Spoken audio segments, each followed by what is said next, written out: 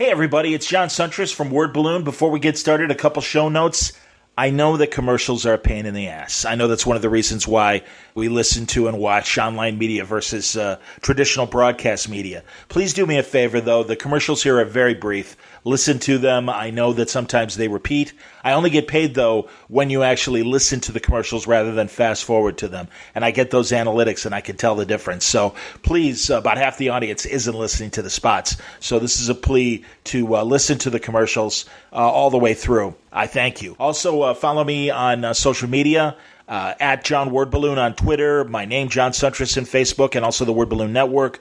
Also Instagram, under Word Balloon. My YouTube channel, I'm trying to get to 1,000 subscribers. It's free. I want to put up more video content. I'm at about 700 now. Look for Word Balloon, and please subscribe to the channel there. All right, we've got one more spot, and then we'll get started on Word Balloon. Thanks a lot for listening. Hey everybody, welcome back to Word Balloon, the comic book conversation show. John Suntress here. One of my favorite convention friends and guests is back with a great sit-down, one-on-one conversation, the great Dan Jurgens. And I mean it great. I think Dan is one of the most underrated creators in comic books today. Going back to his debut and coming up with amazing concepts like Booster Gold, his contributions over the years to Superman, including the creation of Doomsday, and it being one of the able-bodied hands on the Death of Superman storyline, and so many other great stories of the 80s and 90s. And man, I'll tell you, and then, has done a yeoman's job in terms of taking what DC tried to do with the New 52 Superman and bridging the period, getting us to where we are today in the current status quo, where we got the Superman that everybody loves, the Superman that married Lois, the post-crisis Superman of his era when Mike Carlin was editing Superman, the Clark that married Lois, the Clark that gave, he and Lois, actually Lois did the birthing, but from Convergence that gave birth to young John Kent, the new Superboy. I really, as I say in this conversation, I don't think Dan and Pete Tomasi, and also Pat Gleason for that matter, don't get the credit they deserve as storytellers for really kind of, let's face it, fixing what I think didn't work with the New 52 Superman and bringing us back to a character that we all know and love and have for decades. And just in time for his 80th birthday last year, he had to hand off to Brian Bendis. And as I say in the conversation again, happy to say that Brian recognizes Dan's contributions to Superman. And it was so much fun as Dan and Brian toured to talk about Superman last year for the 80th anniversary. They got to know each other, and it was great. I mean, I really could tell talking to Brian. He's like, hey, Jurgens is a really, really good guy. Well, I'm kind of glad to say I already knew that. But we have a great talk, man, just about a lot of stuff, including his new stuff. He's writing Nightwing and taking care of other big events in the DC universe. Dan, of course, spent his time at Marvel as well and has made quite an impact on characters like Thor, Captain America, even Ben Reilly. And we talk a bit about all of that, as well as I take audience questions that take the conversation in different directions. So it's just a real pleasure to sit down and have a conversation with such a great creator. Dan Jurgens on today's Word Balloon. Brought to you by the League of Word Balloon listeners. Thank you greatly, League, for your great support. It's truly appreciated via Patreon. If you want to subscribe to Word Balloon is free. It'll always be free. But if you want to help out the cause and you like what you hear here, and is Word Balloon worth $1 a month to you? Is it worth the price of a comic book a month? I hope so. I try to give you some interesting conversation and content that you don't find anywhere else. I'm pretty proud to say that, and I think I back it up with what we present here each week.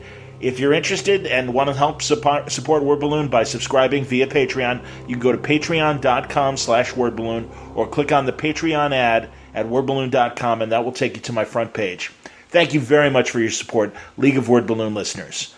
Word Balloon is also brought to you by Aftershock Comics, who are just shaking things up this year, the year they're calling the year of reading dangerously. They back it up with some incredible books, things like Animosity from Marguerite Bennett and Jimmy's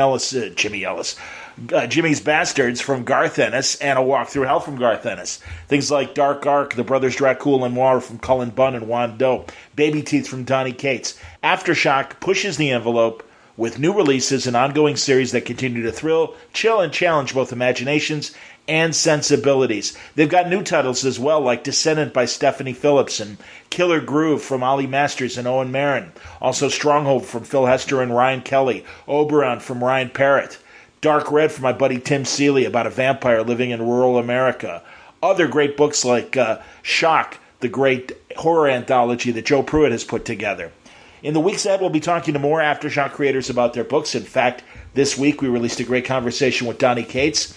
But you don't have to wait. Go to their website. You'll find full story descriptions, preview pages, and the diamond codes on these books to order through your local shop at AftershockComics.com. All right, without further ado, let's get into it. From Terrificon, my conversation with Dan Jurgens on today's Word Balloon. Hey, everybody. If you weren't here in the last panel, I'll read. Okay. I got to reintroduce myself. I'm John Suntress. I host a podcast called Word Balloon. It's at wordballoon.com, where I get to talk to fantastic creators like our next guest. Thank you. A longtime fan, well before I got to know the guy, and I'm thrilled every time I get to see him, even briefly in a hallway, or now we get to sit down for a few minutes and talk. Right. The great Dan Jurgens, everybody. Hello. Thank you. Absolutely. Dan, honestly, I mean, going back to, Booster Gold and stuff, I mean, and, it's, like I said, a longtime fan, and, as an artist and as a writer. And I'm thrilled that you get as many opportunities and that they care about your writing as much as they have cared about your art. In other words, that they still let me have some room on the page, huh? Absolutely, man. No, but that's fantastic because as creators, and I'm not trying to age you or anything like that, but it's great to have somebody that's been part of the DC universe for such a long time that can bring that perspective and still have something new to say. And you've got a ton of new things to say. I think that's one of the things that really is nice to have been able to have been there for so long and have that historical perspective, as you said, but still be able to sit in the room and say, hey, let's try this, that there are new things we can do here, and still find a way to do it. That's great. Absolutely, man. Well, one of your current books that I love, and also I'm really glad that whatever legal entanglements were there that were keeping him from being part of the proper DC universe beyond the animated show, but Batman Beyond. Right. And I think that is so great. It's so funny, I'm a hyper critic on Star Trek Discovery. I'm not liking it. Oh, and I think because it's a prequel, and I think everything they're doing, if they had put it in the future, then everything would have been fine. And even like the changes they made in the Klingons and various things, I think you could justify as something in the future. And that's why the great thing, and we only had the one season of the animated show, but God, Terry McGinnis, I mean, and the DC universe of Terry's future or his present, I mean, that was all open for you. Well, yeah, it was. And I think the whole idea of a young, somewhat Spider-Man-esque Batman is one that sounds very like animated, right? I mean, that sounds like something that they would come up with, but they really made it work so well. And for me, a lot of it is I love the relationship between Terry and Bruce, and Bruce being this old, harder edge guy, and every now and then we see his heart melt a little bit. We know he's a softie way down in there someplace, and it's fun to bring that up. Absolutely, and being able to play with an older Bruce Wayne, right. Or even the surviving Bat universe in the future and stuff. Barbara as the commissioner, and everything. My God, no, that's fantastic. Well, I mean, where to start? I always feel awkward asking artists who were artists, or at least known as an artist first, and then became known as well for their writing and stuff. Was it always a hope that you would eventually? Oh, right from day one. Okay, good. One of the things I started doing is, even so, like when 10, 11, 12 years old, I was always writing and drawing my own comics. I was working on 8.5 by 11 sheets of typing paper and ballpoint pen or pencil or whatever I could get that would make a line, but I was doing my own comics. And I was writing and drawing my own stories. And so I was into that from day one, so that even when I started drawing, working with, my first stuff was on Warlord, which was written and drawn by Mike Grell. Yep. At that time, he was just writing it. So working with a writer-artist and getting to know those guys. And at this time, in that phase of the 80s, they were the ones, to me, like Mike and Jim Starlin and Howard Chaykin and so many more, who were doing work that really interested me. And I said, if I write and draw, I can get more of my personality on the page. So I was really into that. And I was doing a book called Sun Devils with Jerry Conway. Absolutely. And Jerry was writer and editor on the book, and he got so busy he had to step aside. And the way we worked is Jerry would call me up, and we'd talk over the plot, and I'd draw it, and I'd write in dialogue notes so that when he left, he said, "Why don't you just do it?" Excellent. Yeah, and I was off and running from that moment on. As a fan, what were your books as a kid? What comics did you like? Like what age? Because it always changes. Start with as early as you want and tell as me as early many as I different wanted. changes. It was Batman because of the Batman TV show. Sure. Because Makes sense. yeah, at that age, I was like 7 years old, and Batman is coming on primetime TV, and so I got into comics at first because of that, and then after that, it was really Justice League, Legion of Superheroes, Superman, the core DC books that grabbed me. Up until I was about like 12 years old, and then I started dipping a toe in the other pool. It's like, oh, Marvel, huh? I don't know. This is looking kind of weird. So that's when I started getting into the Marvel end of things. And then, by the way, I hope we get Marvel questions, because if not, I'm going to ask him as well, because Dan's done incredible work with Thor and Captain America and the like. So yeah, I mean that'll be great. And honestly, I do get a chance to talk to Dan all the time, so we can dive into questions as early or as late as you guys want. But I have a million things to ask Dan. Let's go back to Booster Gold and everything. Sure. God, I mean, what a great idea. And this is pre-Quantum Leap. I mean, now if you come to Booster as a new reader now, you might think that was an influence and stuff, but this is well before that. Right. And also, just a great idea of this guy from the 24th or 5th century, and yet he had Rip Hunter's time bubble, and there's Brainiac's Brainiac 5's anti-gravity belt, and a Legion flight ring, and also starting and it really is what a great idea of a failed quarterback trying to find a fame in a different time period and stuff. So what a brilliant concept. Well, thank you. And so it's like 1984, and I'm at, I think it was a convention in Dallas. And the early 80s at DC were really such a fun time to be there.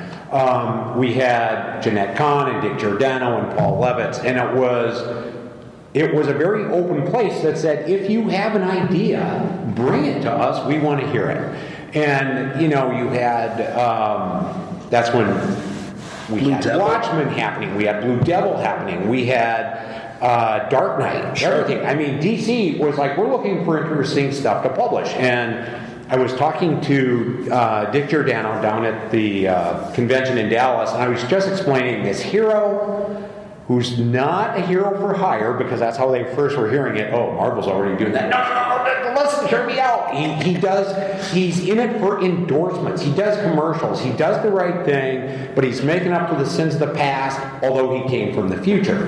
Now, the secret origin of this is that, and we have just put together an archive edition, hardcover, reprinting Booster Gold's first couple of years, that explain this, is that originally Booster did not get quite that same gear. What he had done was broken into the Superman Museum in the future, and he took Brainiac's Force Field, not Brainiac 5's. It was Superboy's Legion flight ring. Wow. And stuff like that. And so I recently, and what happened is I wrote and drew that issue, and all of a sudden John Byrne came to redo Superman, so we had to redo it. We're going to reprint those long forgotten pages. I had scrolled away in the book, but it was really celebrity culture was starting to emerge somewhat at that time. Entertainment Tonight hadn't been on TV that long, and the concept.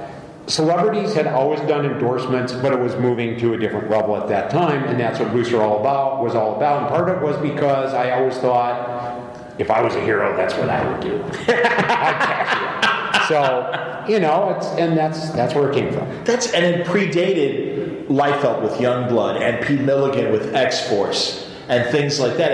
And really, I never really put all that together. But yeah, I mean, but you're right. I mean, and it was always there in Booster's DNA. And it seemed like when John's, wasn't there a period where really there wasn't much Booster, and then John's always, that was like one of his favorite books? Yeah, well, what had happened is, of course, I had just turned in the first couple issues, and Andy Helfer, who was an editor at DC, and Keith Giffen called me up one day, and they said, we want to put Booster in the Justice League. Because they were just, and this, like I said, this is when DC was looking to publish interesting stuff. And, That's right. So they had, I don't even think I had seen the first issue yet of Justice League with Mark They sent it to me, and they kind of explained what the tone was about, so all of a sudden Booster shows up in Justice League 4. That's right. And so he was a part of that for a long, long time. And Jail Europe and Justice League International. And then as things changed at DC, he was put to the side a little bit, and Jeff and Grant and Mark and who else on 52? Rucka? Right, Greg. Okay, yeah. They brought him back in 52, and then we spun the new Booster Gold series off of that with 52 pickup that Jeff was writing. So and they handed it back to you, and you and Norm. Yeah, and that was like 2006. Yeah, and that was fantastic because it was, again, Booster could just travel through time and be at crucial moments in the DC universe, reflecting. And again, Booster's got it. That was a very quantum leap kind of approach to Booster. Yeah, and it really was Jeff Johns who came up with the great line, "Booster Gold, the greatest hero you never heard of." Yep. I love that because he, of course, saved the multiverses at the end of 52. So yeah, I mean, he's rather instrumental. I'm leapfrogging back and forth because now, and you've had so many great moments with Superman over the years, from being part of Mike Carlin's group of creators during that very crucial time, the death of Superman. And tell us about your involvement with Doomsday and the death of Superman. Well, you created Doomsday. Yeah, so death of Superman. So one day, I think this is fairly well known, that Superman 75, which ended up becoming the death of Superman, at one point was supposed to be the wedding of Lois and Clark. ABC was doing the Lois and Clark TV series. They wanted to hold off on that, so we pushed that aside. We needed a different idea, and I had a yellow legal pad. I walked into meetings as we all got together as writers, and I had two things written on it. And one was Death of Superman, and the other one was Monster Trash's Metropolis. And I sat there and I said, Superman's villains are lame. I mean, they're terrible. They didn't have a punch. The problem was they were normal humans. And so it was Lex Luthor as a businessman, and Toyman, and Prankster, and you go down the list, and Superman couldn't hit any of them. And that was very frustrating to me, and I just wanted to draw Superman fighting something that could give him a real run for his money. I just said, we got to do this. And I had this little sketch of what would become Doomsday on it as well. And so we started talking, and we kept bouncing around on ideas. And then the concept of taking that monster and making it part of the death of Superman came in. And everybody said, well, what is this thing? What does it look like? And all the artists in the room, John Bogdanov was there, Grummett was there. We all drew something up. I already had mine. I said, this is it. And so that was Doomsday. And Mike wrote on our board, we didn't have a name for him yet. He wrote Doomsday for Superman, and we're sitting there. And I said, is there anybody called Doomsday? And that's where the name came from. Yeah, we're all sitting there thinking, is there anyone called Doomsday? I don't know of one. Do you know of one? No, I don't know of one either. That'll work.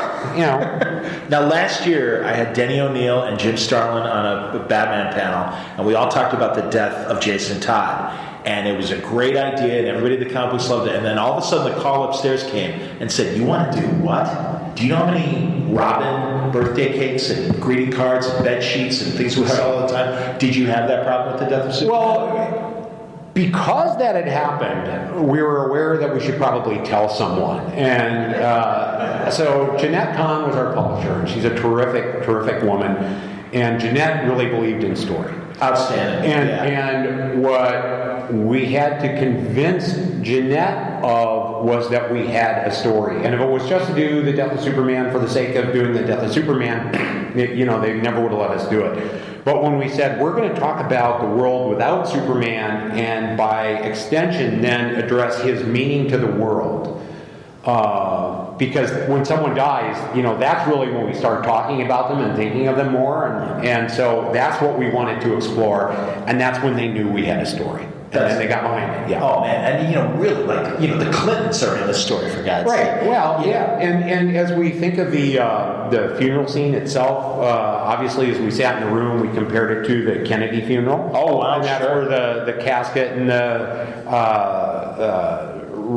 the carriage came from and everything else. Sure. And so it was all inspired by real life events. And the coolest thing is, as we were writing these stories about a world without Superman, columnists were writing columns that said, what does it say about us as a society that we no longer have a Superman? And it was a magical time in comics that will never, ever happen again. If you weren't there, I'm sorry, you missed a hell of a good run. Well, because, that was unthinkable. I mean, they did imaginary stories, and would kill Superman. I remember that great one, and Luthor throwing his hands up in triumph, and Superman on that flat operator's table with the kryptonite ray. Story. Absolutely. And a lot of what we were doing at the time, by the way, it's not like we were the first ones to think of Death of Superman.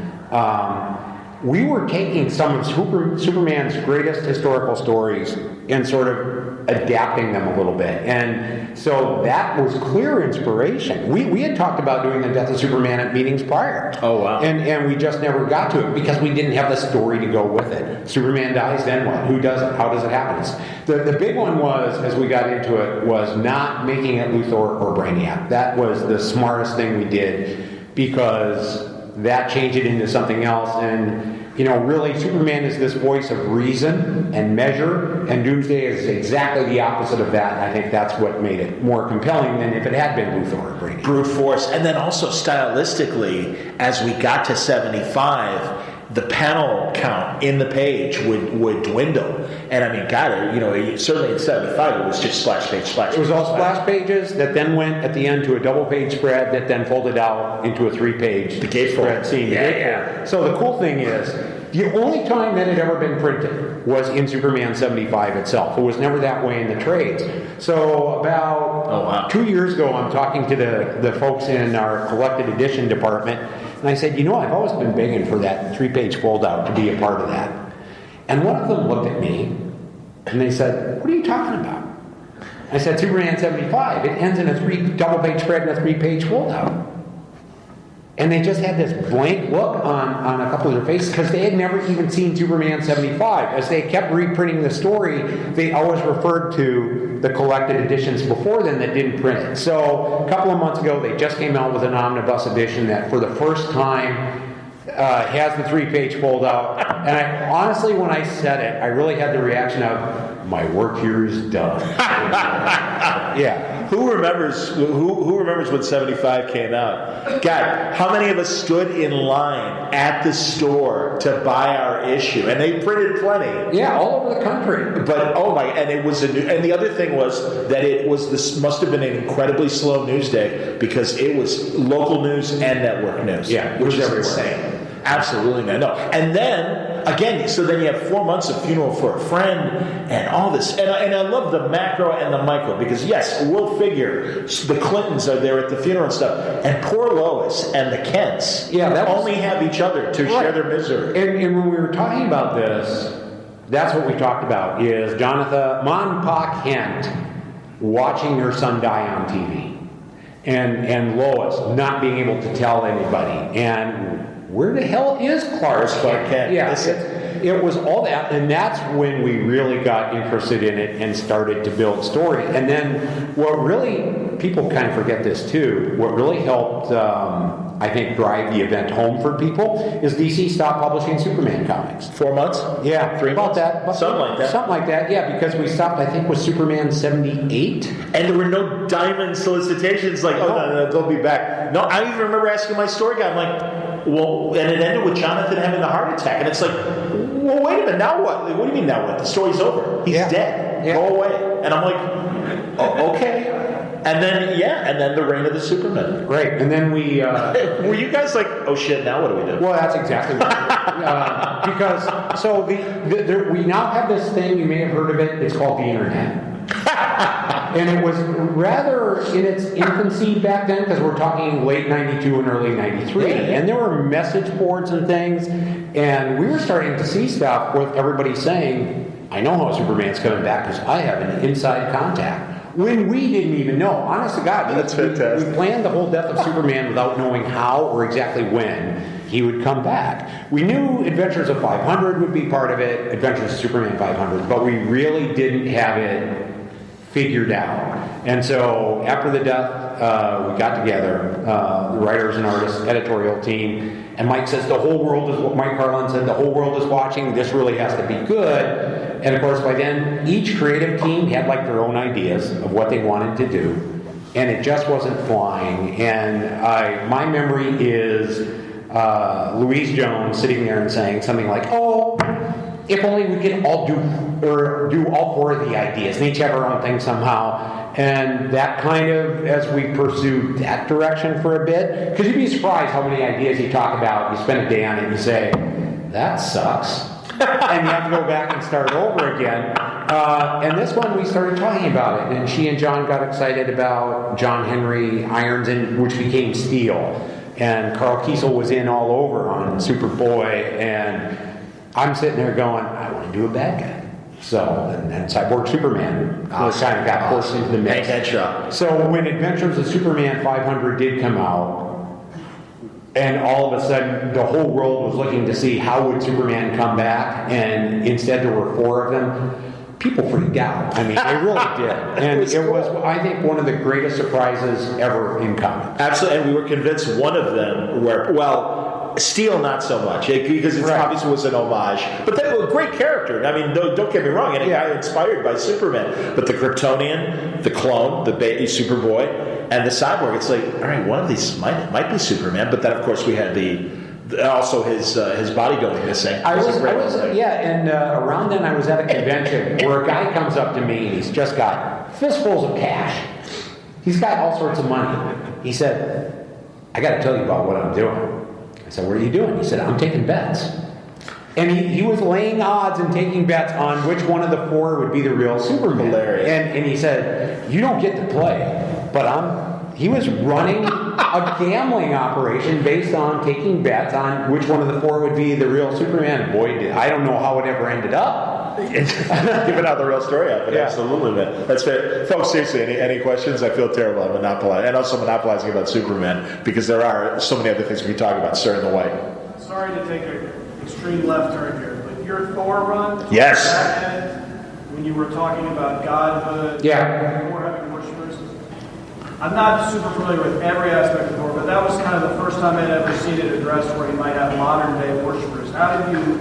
Yeah, that's a great question.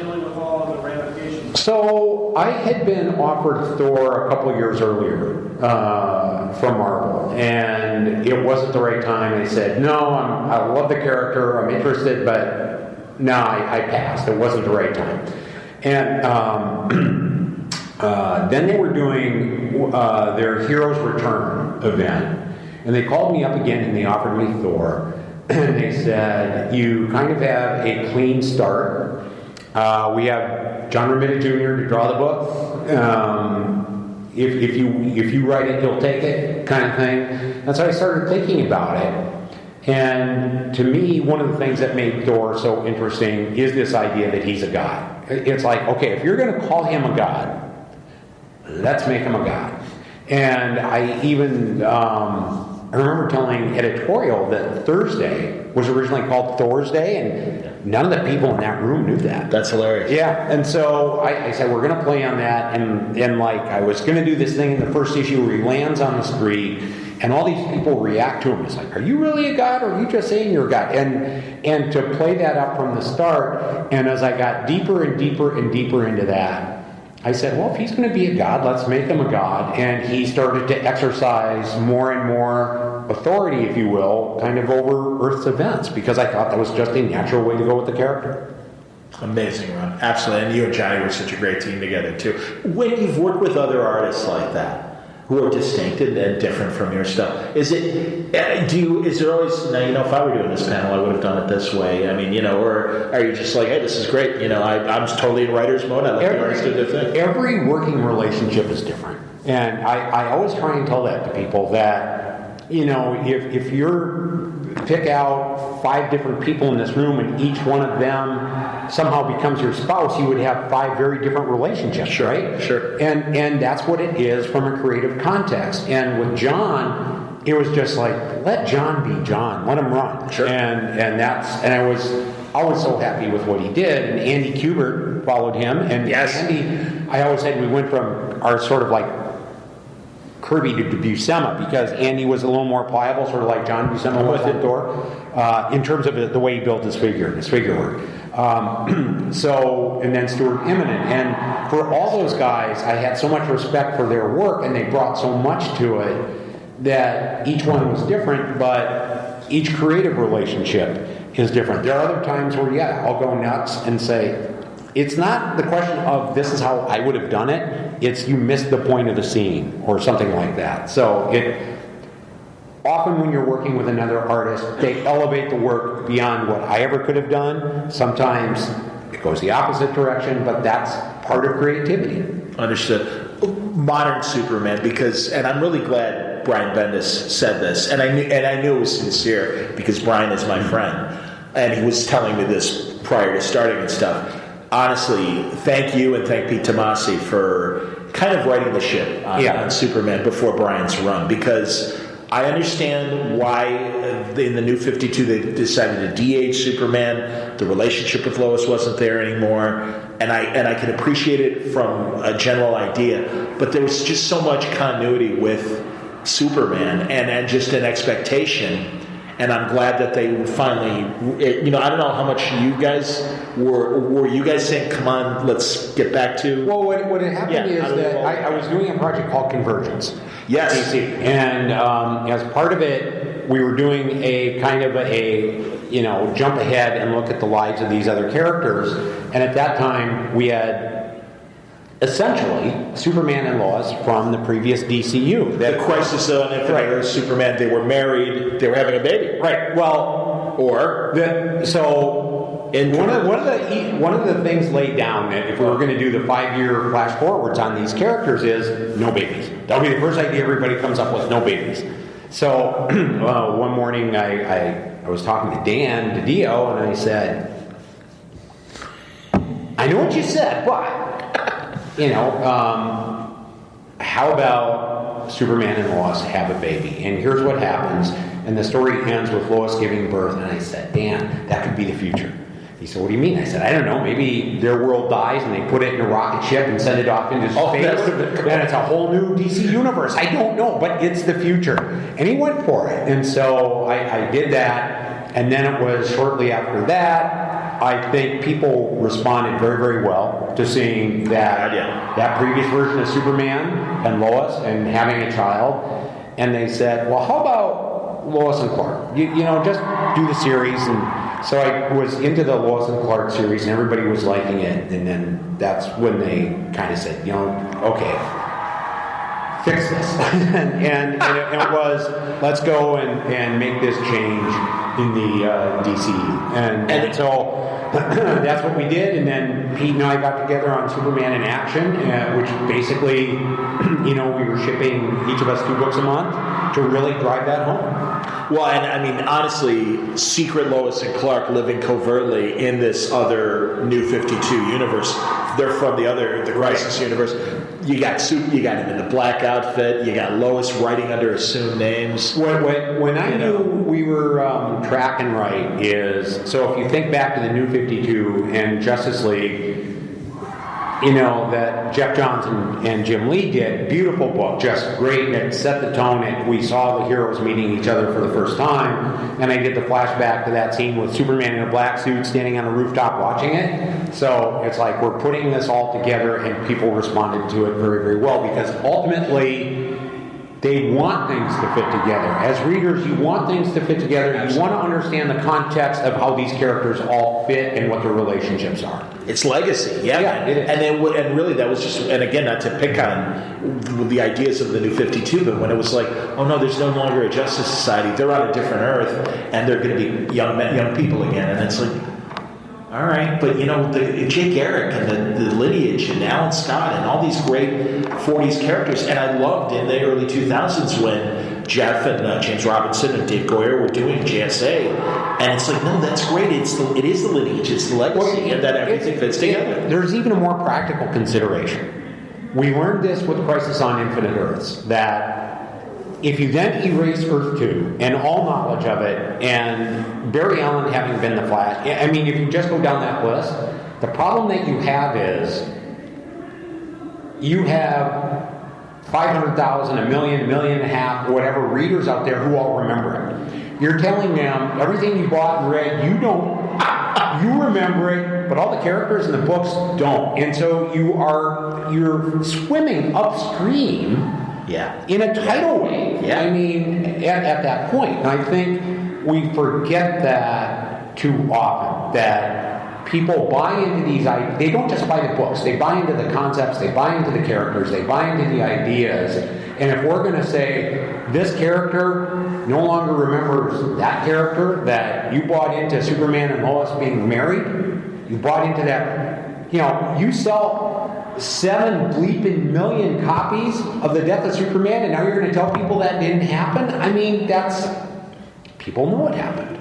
Well, and also just Mr. Oz and him being Jor-El. And all of a sudden, Superman is facing his father, and his father is telling him, you're doing it wrong. And it's like, wow. I mean, again, it was the same thing when James did New Krypton in terms of Superman, who never really knew his father, had an idealized image of him and Lara, and now he's presented with this damaged Jor-El. Right. That's amazing, man. Well, and a lot of that, Jeff Johns had already seeded Mr. Oz in the books earlier. Okay. And we were talking to him, and we said, what is this exactly? And we all got to, it was Jeff Johns, Peter Tomasi, me, and a couple others, and we were talking about ideas. And we came up with other things that it could be Mr. Oz, because we had to kind of pick up on that and reconcile it. Might have been Ozymandias, obviously, from Watchmen. A lot of people thought that. Right, possibly. But the more we talked about it being Jor-El, the more we saw story potential that had never been explored with Superman, really, which is Jor-El shows up on your doorstep. And so we started going along with that, and especially it had more resonance with young John in the books, because it's not just Dad, it's Grandpa's here. Grandpa's at the door. And he's pissed. Yeah. That's brilliant, man. And it sounds like, and it's great, honestly, Dan, I'm really happy to hear that it seems like Didio and Jim trust you with big ideas. I mean, what was the one that you and Azzarello and I forget who else, The Future's End? Future's End. That was Keith Giffen and Jeff Lemire on that as well. Okay, yes, absolutely. Yeah. But that's the thing. And again, having this perspective of being with the company as long as you have, I think, I mean, I'm glad that they go to you and with these big ideas and kind of work it out and everything. It works out sometimes. We get something done right every now and then. More questions? Yes. When you're returning to a character like Superman that you had obviously super seminal run, is there any trepidation on your part if you approach it like any other assignment? Because I can think of people who had runs like that, come back, and it kind of lands for a cut. Sure. And obviously your run, speaking personally, I think the audience has received very successfully. When you sat down to get ready for that, was it just like any other assignment, or were you trepidatious? Are there things you try to do differently to make sure it's... I would say that I had so much confidence that bringing that Superman back, but updating it with the concept of John and updating him with the concept of being a father was so much the right thing to do that I didn't worry about it at all. I mean, I felt like I had... that I knew what it was going to be, and sometimes if you really trust your gut and your vision of a character, you don't get afraid. It's very much like if I had been walking in without anything new, but just to do what I had done 20 years earlier or whatever, then I should have been afraid. Absolutely, and in fact, I should then not have done the book. But to have something new in the context of John and the groundwork that we had laid earlier with Lois and Clark as a series and everything, which was sort of pre-rebirth as everything laid out, no, not at all. That's cool, man. Tell me about the Green Lantern. Oh, I'm sorry. Do you have a question? Sure, go. So speaking of having ideas and fixing things, and I know it's not your original idea, but I know most people are not happy with the whole Rick Grayson situation. I was wondering what was the decision made to go in that direction. In the first place, I know it's not yours, but just wondering, because nobody seems to like it. I'm not talking about the actual book. Right. No, I understand what you're saying. And actually, no, it's a fair comment. It would have been a good question for Tom King, because he's the one who did it. He started. Too much at him anyway, so. No, I think sometimes I wasn't involved with this, so now this is a little bit of speculation on my part. But sometimes what happens is, if you have something happen like a character getting shot in the head, and that was Tom. Tom wrote that in Batman 55, that the KG Beast shoots Nightwing in the head. And the next time we see Nightwing is in Nightwing number 50. He doesn't know who he is. He calls himself Rick Grayson, and he's wandering around without a memory of any point past the time when his parents died. So I think what happens is sometimes is people see, when I say people, I mean the office, editors, everybody like that, they say, this character gets shot in the head, this is a cathartic event, we have to do something with this. And whether it's the right thing or the wrong thing, I think that's probably where that came from. I know that I came into it, like 8 months to a year, somewhere in there after that happened. I think they did like 8 issues of Nightwing before I came on the book. And so I'm working through a lot of the things that were done in that time and trying to take the book to a place where it really makes sense. Because part of it is, that's not necessarily how Amnesia works. What you never saw is Nightwing got shot in the head, and then you pick up on his story like 5 or 6 months later, right? We never saw what happened on the rooftop with Batman. We don't know how he got admitted to the hospital. Was he brought in as Nightwing? Did he just show up as Dick Grayson with a bullet in his head? I mean, we don't know these things. And if he showed up as Nightwing, did they take off his mask and see who he was? So I've actually written the Nightwing Annual, which I'm really, really proud of, that gets into these things that weren't explored in the book. That's that excellent. now start to fill in these missing questions, and more than anything, start to provide a reason as to why things worked the way they did. That's fantastic. When does that come out? And then follow up by all means. Yeah, it's written, it's being drawn right now. Okay. And I want to say November. Okay, Yeah, cool. I think so. Well, another excuse to have you back on the podcast. I know you're not going to answer this question. Maybe you don't even know the answer, but I'm just speculating. But we're not going to go into the direction that he's going to get his memories back, but he's going to accept Nightwing and Dick Grayson out of Rick Grayson. That's the impression I'm getting. Like he's showing responsibility. He's like getting glimpses of what he's supposed to do. So, in a way, what you're asking is this, if I may. Yeah. You're not going to tell me, but Here's the thing. Here's the thing that I've always said, which is, if you tell me we have an ex-Robin who does not remember being Robin, I think that can be very interesting. Because what you then start to explore is what formed the character of Richard Grayson. Notice how I said Richard? Isn't that cagey of me? But what formed his character? Was it his first 8 years with his parents? Or was it his life with Bruce Wayne? And if you start to ask some of those questions, I think there's some really interesting stuff to explore there. Who is this really, when you get down to it? What formed that character? How much of it was Bruce? And again, I come back to, and this is what I told them when we first started talking about this, because at first I said no to the book. If you tell me we're going to work through a Robin who does not remember being Robin, and his training from Batman, and we explore, so what was the genesis of his character? Is that character rooted with the Graysons, or is it rooted with Bruce Wayne kind of thing? I think that's some interesting stuff.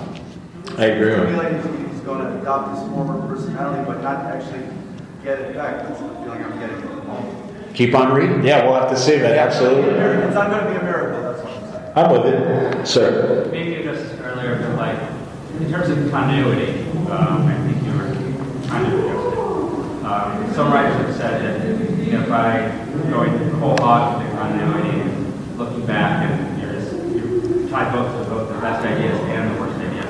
I'm just curious because some people are willing to like throw that out and just go forward with their own thing, but at the same time, we've read all those stories, so curious your idea about the idea of continuity. These characters live around 80 years? Yeah, look. It's this weird devil we live with, right? And it has, like anything in life, it has its pluses and its minuses. And I know that sounds like kind of a cheap way to explain it, but it's true. It's true. I know there was a point where I was a kid. I think I was like 14 years old, and I read an issue of World's Finest that I believe was written by Bob Haney. Okay. In which Bruce Wayne is given an older brother who apparently, was mentally challenged. Mentally challenged, yes. And basically put in an asylum kind of place, yes, by his parents. And the story ended with Bruce having that awareness that he had an older brother. And it's like, oh my God, that, if you think about Batman continuity, that just like rocks the boat. Bruce Wayne was not an only child. Are you kidding me? Well, so it took me, even as a kid, like 5 minutes to realize, okay, that's not going to be part of it. That just, I know they're never going back to that one again, and that was it. They didn't. And so with continuity, I think the idea is, what I always say is this. If there's a favorite part of a character's past that you love, it's still there, right? That story got printed, it's still there, but we might not just refer to it again, that's all. That's fantastic. No, and honestly, sometimes we forget the creators are readers as well. Yeah. And then obviously this stuff occurs to them as well. It's like, no way in hell did that happen. I love that, man. No, and I always hear that, especially lately, comparing comics to the movies or TV, it's the continuity in your head. You make your own choices as a consumer. It's as simple as this. You mentioned earlier when Superman died, we had the Clintons give a tribute to Superman. Yeah, we had seen an issue of Superman earlier where he met John F. Kennedy. So who the hell was the president when Superman died? You're right. That's a famous, oh my God. Yeah, what a great issue, yes. You have to balance that out. In our continuity right now, if we look at how old Superman is and stuff like that, if he now refers to his death, who gave the eulogy? Was it Barack Obama? Probably. Yeah, I suppose that makes sense. Yeah. You kind of have to roll with it a little bit. It's hilarious. Yeah. But I'm so glad you brought up that Bob Haney story. I totally remember that. That's fantastic. Okay. Oh my God, too funny. Anyone else? Because we'll go back in. Sir. Mr. Jurgens, just a quick question. I was just wondering about the death of Superman. During the time you could process writing, did you ever second guess yourself on it? Did you think that this was wrong in the road a bit too much, or you were overall with it? Not really, no. There were a couple of things that happened during that time. One is, when I was actually drawing 75, I really felt a responsibility to try and really make it good and to drive it home with an issue of all splash pages. I mean, it's plus it's a storytelling challenge, because I couldn't have Superman in every panel. We had to see Jimmy and Lois up in the news helicopter, and stuff like that. So it was like, how do I make this interesting, and how do we make this as epic as we want to make it sound? And then there was also the spooky incident where inside the bagged edition of Superman 75, we have a Death of Superman poster. And I had just got done drawing it, and it shows all the DC characters carrying Superman's casket with the shield on it. And I had just gotten done. I packed it up for Federal Express in this oversized box and everything when a call came from the office, and they said Joe Shuster had just died. So that was pretty freaky, because the duality there was a little bit overwhelming. But at the same time, it really was. We were starting to become aware that this was going to be a little bit bigger than we had thought. And you don't want to let people down. The one thing you don't ever want to do is have someone pick up a book and go, "Oh, that sucked." You want to make it work, and especially something that everybody's looking at. Man, and how many of the original pages? Do you have any of the original I pages? I have one. Yeah. The 95% of the book got sold at auction. Brett and I gave it to an auction house in New York. It got sold. We each kept a page. We gave one to Mike. That's cool. Since then, as I understand it, it's been pretty much acquired by one buyer. Wow. One guy has it. Yeah. Wow. Yeah. That's insane. Any other? Sir. I have a question about Booster Gold. What is your favorite aspect of this character, or favorite story that they've told with Booster Gold, or that you've told with Booster Gold, that you just think that perfectly represents that character? In terms of a particular story, I don't know, but I think in terms of the aspect of the character, when I created Booster, one of the things I would note is that by and large, DC characters were perfect. You know, and it was always the Marvel characters who were a little more human. And the way I describe Booster Gold is as if a plane is coming down in the sky, he'll try and save it. He'll just call the local TV station first to say, come out. I'm about to say film this. And then as he tries to save it, the wing might bump the roof of the building and it might, clip something else and he might almost drop it and, he might be trying to take a selfie with it at the same time.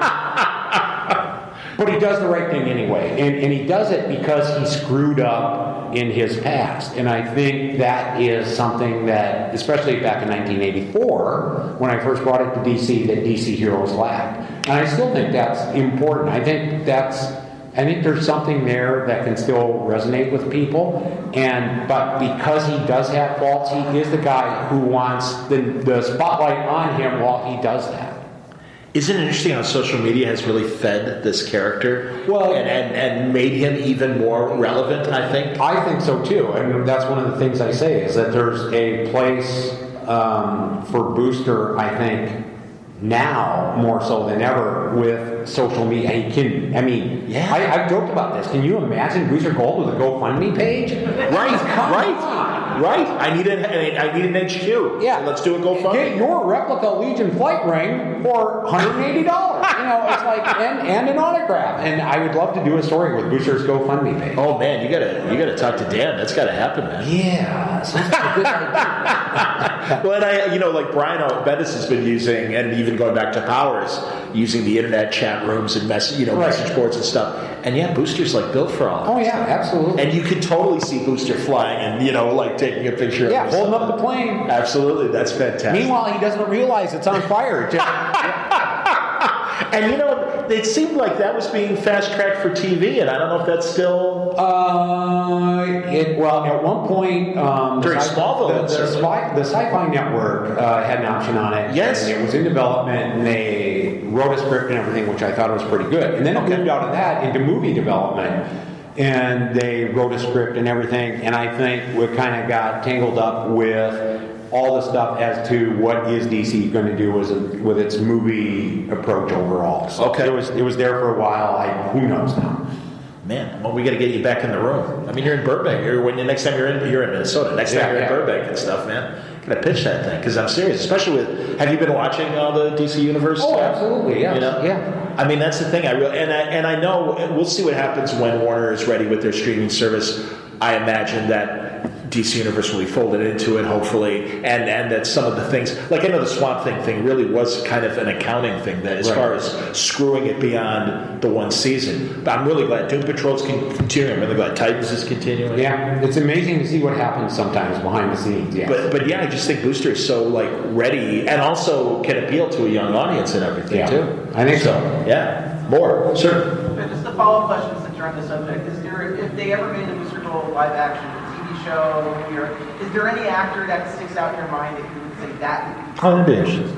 It would depend on his age. I think there are several that stick out. None more so recently than I'm just throwing a blank on his name. On Stranger Things, the kid with the nice hair.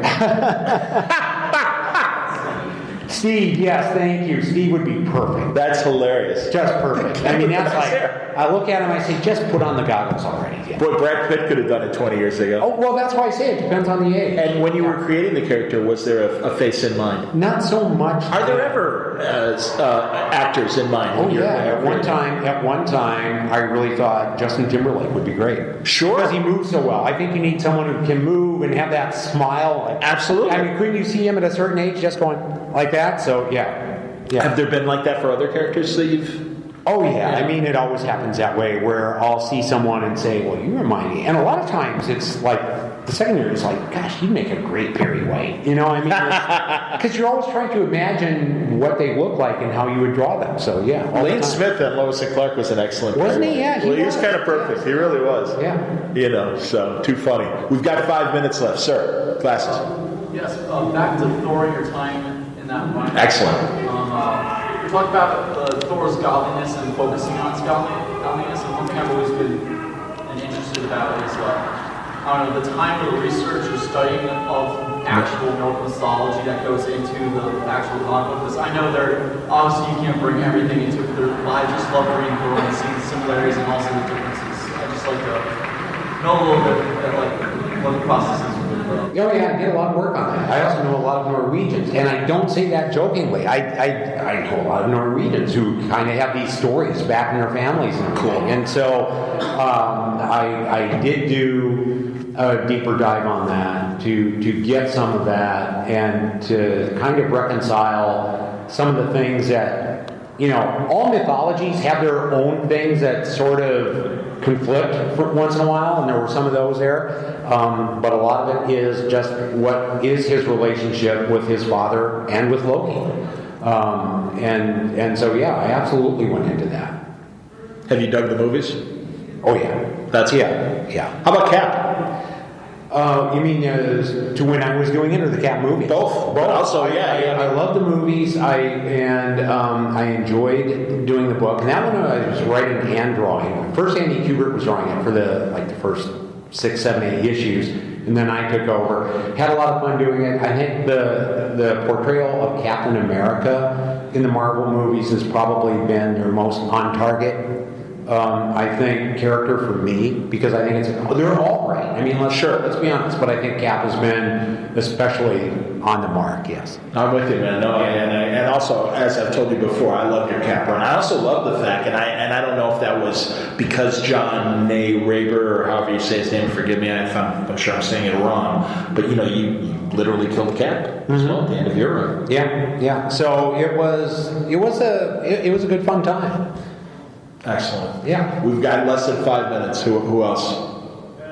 Oh, sir. Go ahead. Yeah, go for it. It's cool. So I know the Clone Saga is like a bad memory, not supposed to, but I was just curious, why was your run so truncated and sensational? Because I quit. No, look, I mean, it wasn't, for me, the right time and the right place and the right environment. And I don't quit easily. You know, my runs on books tend to be rather long, but it wasn't working for me. And I'll take all the responsibility for that. I'm not pointing the finger at anyone. It just wasn't working. And some of it was, there wasn't a way for me to do the type of stories I wanted to do, whether it was Ben Reilly, whether it was Peter Parker. It just wasn't there at that time for me. And so when you do that, rather than bang your head against the wall or antagonize, because there were other Spider-Man writers, or antagonize them, it's just better to leave the room. And that's what I did. Prior to the Superman summits that you guys would have, and especially when all the books were connected, was that ever happening in comics? Yes. Well, or in your own involvement? So here's an example, and that is, obviously you had seen things like crossovers like Crisis on Infinite Earth, crossing into other books, Secret Wars, same thing. Sure. One of the things I remind people of is, to a certain extent, though he was doing it himself with Jerry Conway at DC, was writing and drawing writing both Batman and Detective. Right. And he had basically turned that into one ongoing series. Yes. And I think that laid the groundwork for a lot of what we did. But it had different artists. And it's funny because they're reprinting that stuff. They just came out with I actually don't think it's out yet. I've got it. But the third volume, which is a hardcover, which I drew a couple of stories in. Oh, awesome. So but I think Jerry kind of laid the cornerstone in terms of an idea of how you could take a couple of titles but make it more seamless. And he did it himself between 2 books. But if you go back to that, Batman comics and Detective comics, it was like one title. And you look at it with some great stuff. And like Don Newton was drawing a lot of it. Absolutely. Gene Colan was drawing some of it. Fantastic. I did a couple issues. So it was, I thought, in a way, that was like the springboard for what we ended up doing.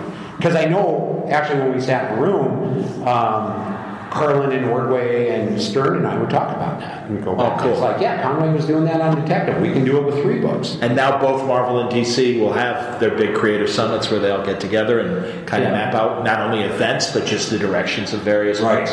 And that's excellent, man. No, I'm really glad that's still happening, and yeah, it's amazing. One last question. Are we done? I saw that, Scott. Should we wrap? We got to wrap. Okay. All right. Well, Dan, honestly, an amazing body of work. I know you're so excited about the new stuff you're doing. Thank you for coming. Thank you for everything. Thank you, John. As always, man. A great Always a conversation. pleasure. Yes. You bet, man. Okay.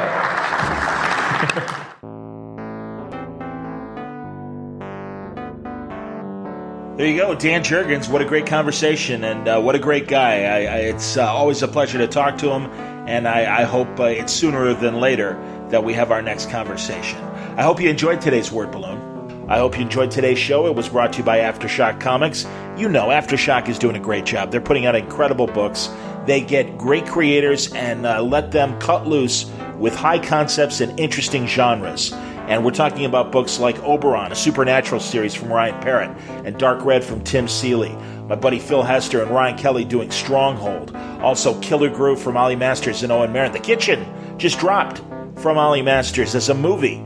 This is another great crime story. This time it's an LA crime story that Ollie and Owen have given us with Killer Groove.